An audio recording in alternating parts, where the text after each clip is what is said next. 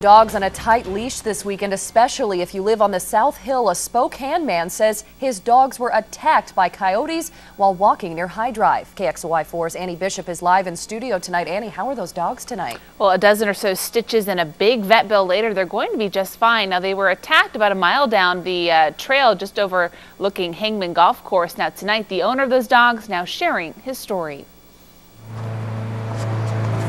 If Chewy could talk, he'd tell you this collar. You are just the cutest with your little collar. Has got to go. He doesn't like it. But for now, it stays. I've lost count of how many stitches they put in. I figure there's about 9 inches of stitching in them between all the wounds. Battle wounds from a pack of coyotes. The animosity between the two seems to be mutual and heartfelt. Coyotes do what coyotes do.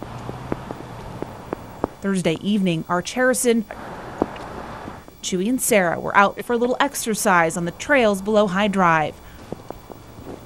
I heard a yipping. I could see Sarah down on her belly, sort of like trying to keep everything in. And there was a coyote like right off her nose and another one right off her tail, nipping at her. And so I started running and the coyotes backed off. Harrison and the dogs quickly turned around and began the quarter-mile trek back to the road. But the coyotes were relentless, following Harrison and his dogs most of the way. I did carry a big stick with me. If they got close enough, I figured I could throw it at them. Harrison loves the outdoors and wildlife. That's why he moved here. This, however, just a little too close. My guess is at this time of year there's probably a den, which means they're very protective, which is what coyotes do. And so Harrison is warning other dog owners to be alert, because if the coyotes stick around, this collar could become a neighborhood trend.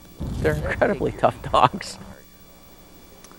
And in all, Harrison says he spotted a total of 3 coyotes during that attack, so he says you certainly want to keep your eyes out if you're in that area in the next few days. Reporting live, Annie Bishop, KXLY4 HD News.